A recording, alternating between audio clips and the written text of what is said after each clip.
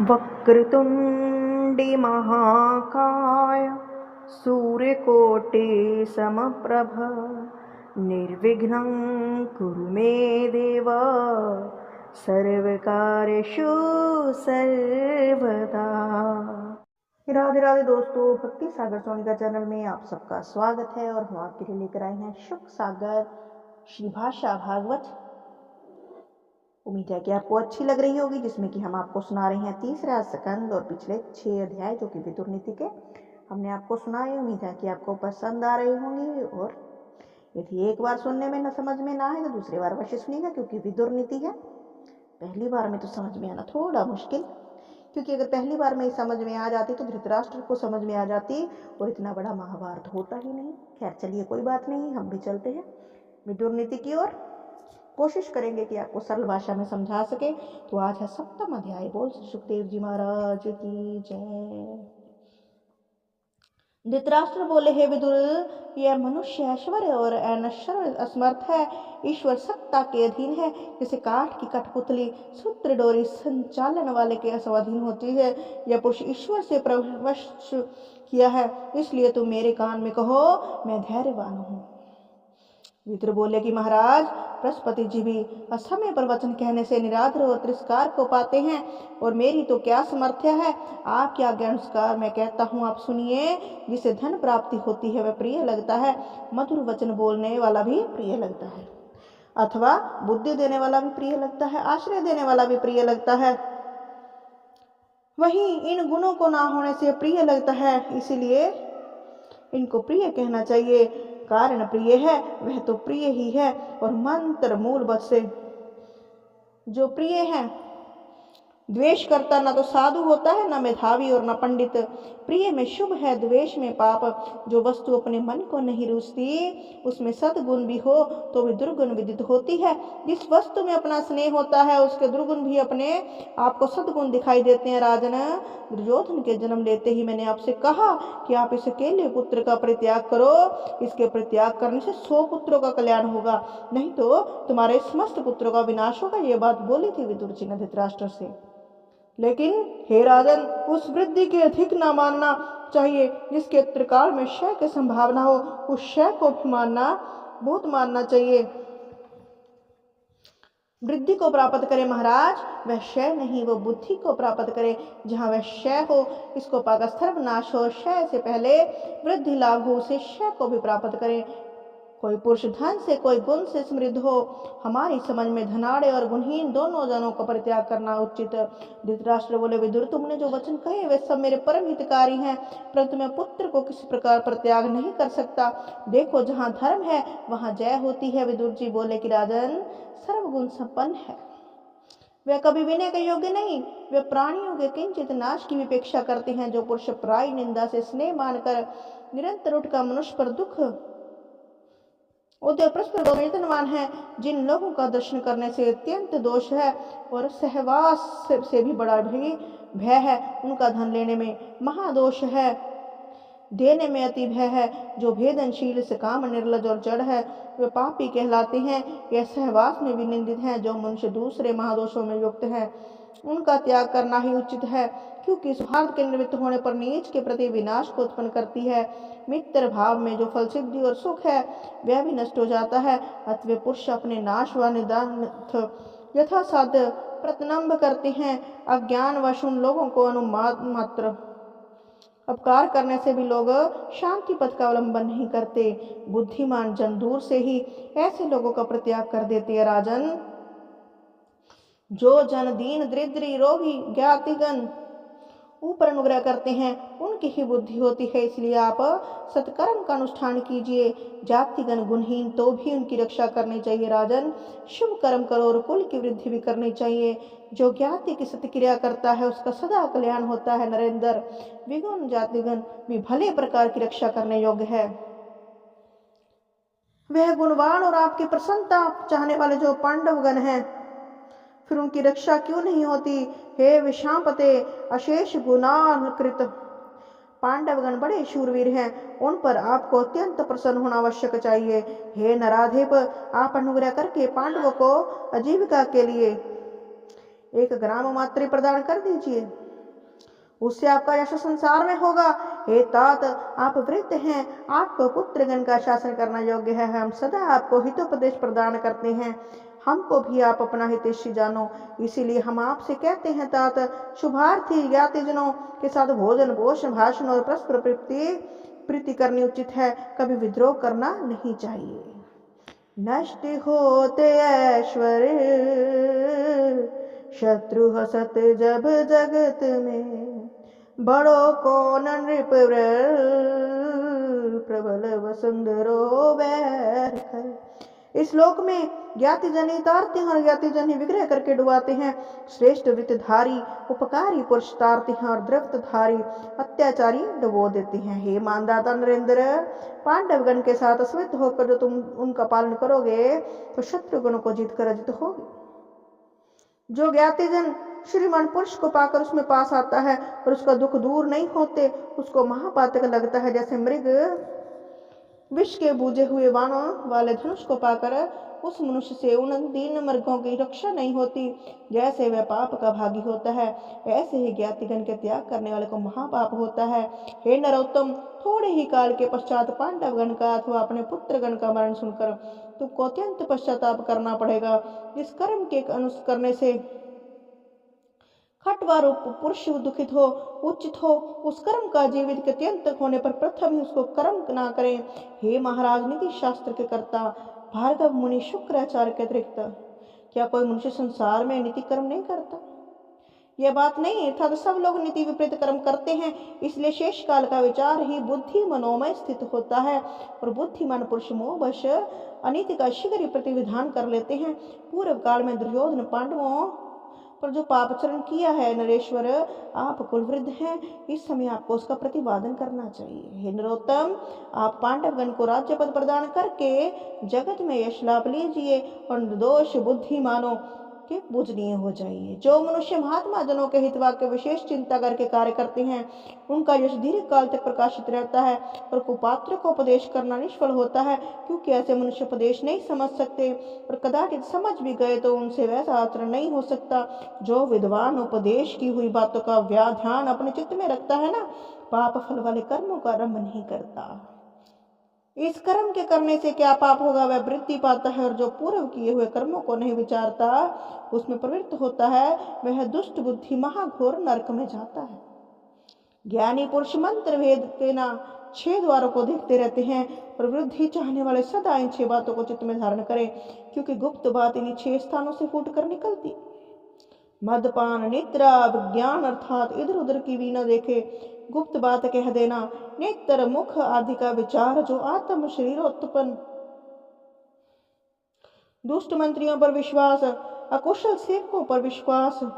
हे नराधीश, जो पुरुष सदा इन 6 द्वारकों को जानकर बंद करता है, वे बृहस्पति जगदीश जन भी हो परंतु शास्त्राधिपन हो, वृद्ध पुरुषों को सेवा बिना किए तब कभी धर्मात्म तत्वों को नहीं जान सकता।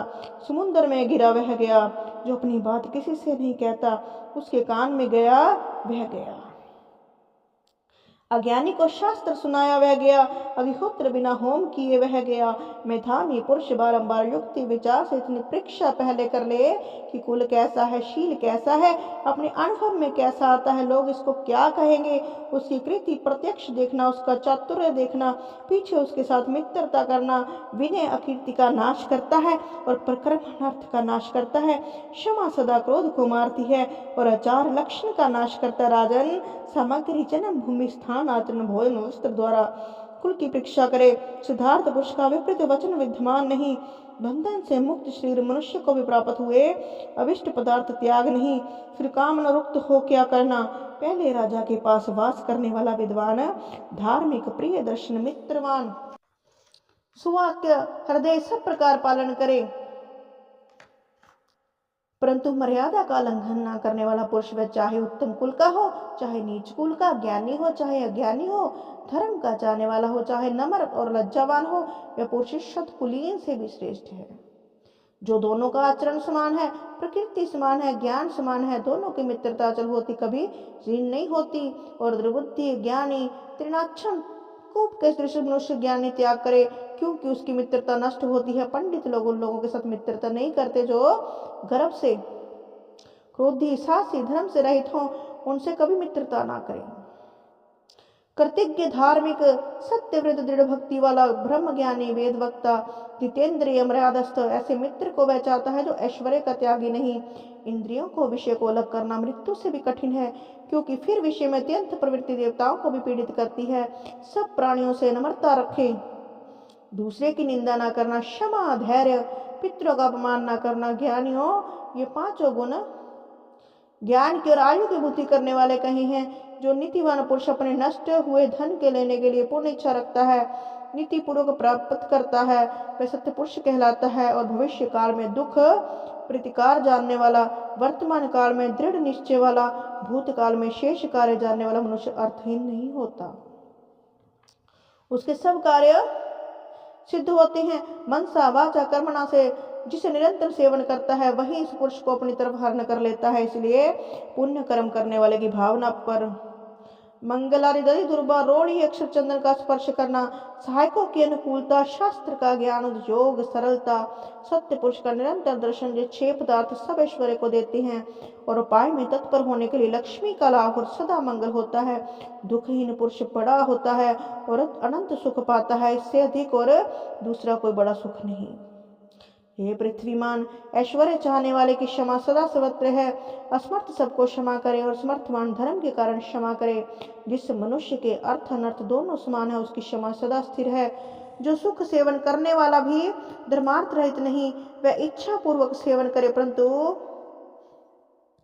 मूढ़ व्रत ना करे। लक्ष्मी उन पुरुषों के समीप नहीं बसती जो दुख से पीड़ित, प्रमत्त, नास्तिक, आलसिक, उदासीन है। अजर से लज्जित मनुष्य को असमर्थ मानने वाले दुर्बुद्धि नादर करते हैं। अति श्रेष्ठ, अत्यंत गुणवान, अत्यंत धातावानी पुरुष के निकट लक्ष्मी भय से विश्राम नहीं करती। यह लक्ष्मी बड़े पुण्य वालों के पास नहीं रहती और अत्यंत निर्गुण के पास भी नहीं ठहरती। यह दोनों का ही परित्याग करती है, यह दोनों को नहीं चाहती। निर्गुणों से भी अनुरंजन नहीं करती।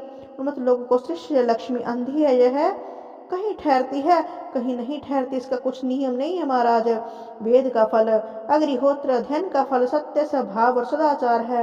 नारी का फल रीति और पुत्र, धन का फल दान और भोग। और जो पुरुष अधर्मों प्रजित अर्थ द्वार पर लोक हितकारी कार्य करते हैं, उस दृष्टावधन से उनको कुछ भी फल लाभ नहीं होता। जैसे विकट मार्ग में, वृक्ष युक्त वन में, पर्वत में, विपत्ति कारक स्थान में और शील वाले पुरुष भय उत्पन्न नहीं होता। उपाय इंद्र दमन, संयम, सेना, संचय, शत्रु निरस्य, धैर्य, स्मृति, यह बात विचार कर भली प्रकार कर्म आरंभ करना चाहिए और उनका ऐश्वर्य मूल समझना चाहिए। तपस्वियों को बल तप समझो और ब्राह्मणों का बल वेद विद्या, नीचों का बल हिंसा और गुणवानों का बल क्षमा है। इन 8 का सेवन करने से व्रत भंग नहीं होते।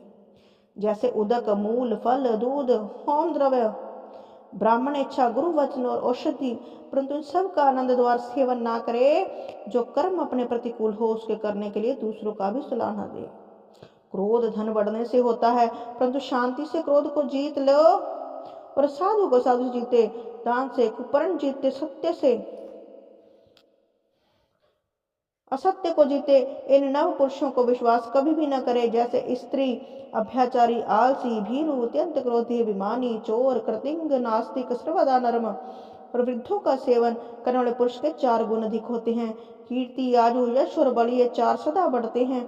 अत्यंत क्लेश से अथवा धर्म से द्रव्य का मिलना, वे शत्रु को प्रणाम करने से धन का मिलना सिद्धदायक ना होगा। ऐसे द्रव्य की ओर पंडित लोग कभी दृष्टि नहीं करते।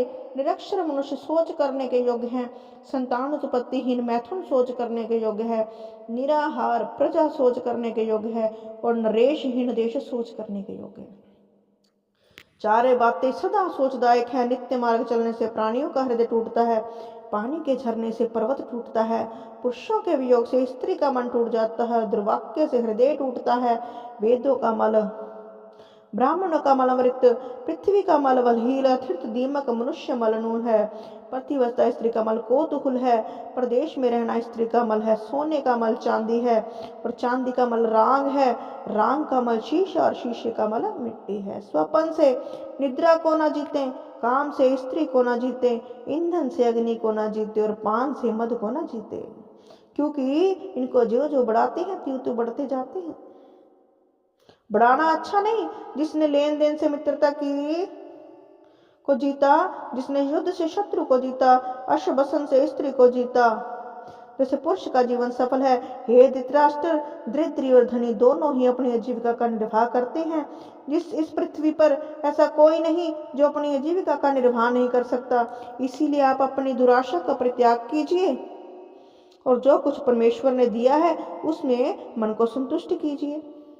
यदि एक ही पुरुष को इस पृथ्वी का समस्त धन पशु स्त्री आदि प्राप्त हो तो उसको भी तृप्ति लाभ ना होगा। साधुगण वही विवेचना करके मोह रूप कूप से निपतित नहीं होते। हे राजन, फिर भी मैं यह बारंबार कहता हूं कि आप अपने पुत्रों को और पांडवों को समान समझकर दोनों पर समान व्यवहार कीजिए, क्योंकि वे तुम्हारे ही सहारे से हैं और तुमको अपना जानते हैं। शिशुपन ते पितुहीन, पालो तिनको पुत्र सम, सुनो क्षितिपाल प्रवीण, अब न तिन्हीं त्याग बने।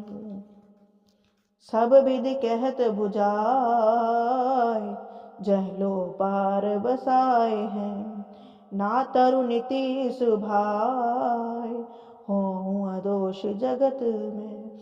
अति श्री भाषा भागवत उपनाम शुक सागर शाल्यग्राम विदुर नीति धृतराष्ट्र संवाद विदुर नीति नाम सप्तम अध्याय समाप्तम।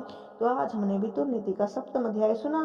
तो हर अध्याय के अंत में विदुर जी यही कहते हैं कि राजन, पांडवों को अपना लो, उनको उनका हिस्सा दे दो, उनका राज्यपाट दे दो और इस युद्ध को रोक लो। लेकिन 7 अध्याय हो चुके हैं, अब तक राष्ट्र नहीं मानता। तो चलते हैं आगे 8वें अध्याय की ओर, देखते हैं कि उसमें क्या होता है। ज्यादा देरी ना करते हुए